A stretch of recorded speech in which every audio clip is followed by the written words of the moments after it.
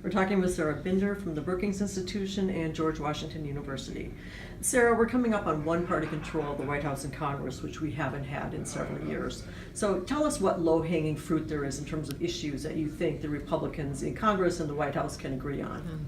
Wow. Low-hanging fruit, they're not hanging very low, right?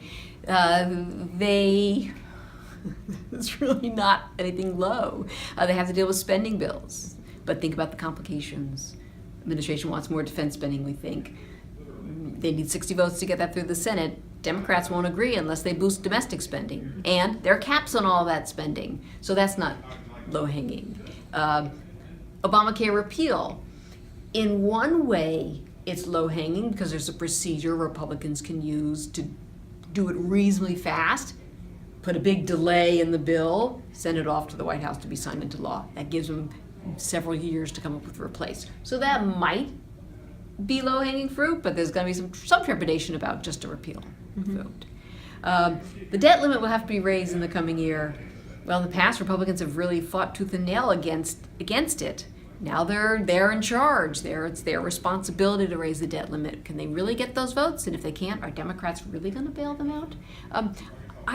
Immigration is clearly polarizing along party lines.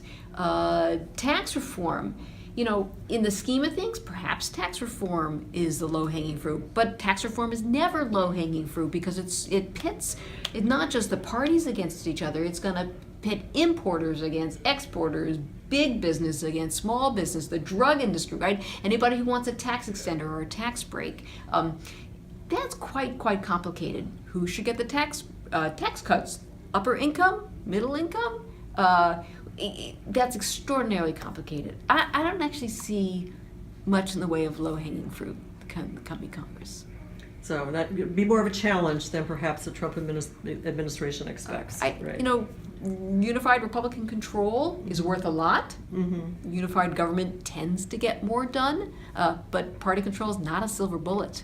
Right? There are a lot of barriers to a party working its will, even when it controls two chambers in both branches. And let's talk about the procedural hurdle of 60 votes in the Senate. How do you see that playing out? Yeah. Well, Democrats who are in the minority and who Republicans will need, if Republicans go in with, say, 52 Republican senators, they will need 8 on most of the big issues of the day that can't be squirreled away into a filibuster-proof reconciliation bill.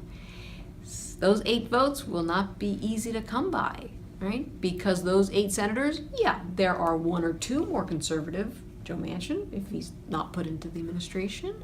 But by the time you get counting up to number 8, you're looking at kind of mainstream Democrats who are going to look at the issue. They're going to look at what Republicans have put on the table. They're either going to demand something Republicans don't want to give them, or they're going to say, come with a new package, or move on to another issue. So every White House eventually discovers that they need Congress. Who is emerging in the Trump White House? Who will be that strong liaison with Congress? Well, it seems from what we know so far that is Vice President-elect Mike Pence, right? Not least because he was a House member, but because of his tight relationships, I think certainly on the House side, and to some degree on the Senate side. But keep in mind, what is Mike Pence is a rather socially conservative and economically conservative Republican, and that's not strictly the agenda of what we appear to be the Trump White House. So the question is, how much attention is Trump paying to these other issues, and how much is he going to deputize Pence to go put together a kind of classic Republican agenda? That's not really what Trump campaigned on. So as was pointed out during the session, there actually are 3 branches of government.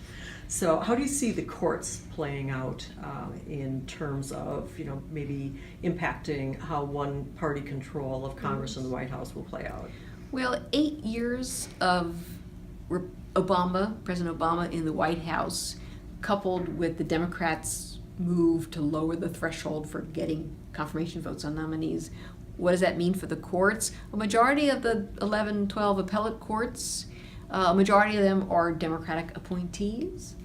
Of course, the courts don't meet as courts, they meet in small panels. But what does that mean? It means it gives a slight edge to maintaining the Democratic positions if they're challenged by Republicans, is trying to undo what Democrats have done. So it's slightly uphill battle for Republicans to go through the courts, but there's a lot of uncertainties, a lot of surprises and things, and you don't know what issues are going to work their way through the court, and you don't know until we get a ninth justice what a 4-4 court is going to mean. And as I said this morning, look, Republican control of government, a little wrinkle was thrown in terms of the war on terror during the Bush II administration by decisions made by the Supreme Court, which went after the Bush administration for the decisions it had made on, particularly on the war on terror on Guantanamo Bay. It's entirely, and we've seen, right, a Republican appointee, John Roberts, the chief, uphold Obamacare, not once but twice. And so it's really hard to bank on any bank in terms of the predictability of where the courts will come down on these big issues. Thank you so much. Okay, sure, my pleasure.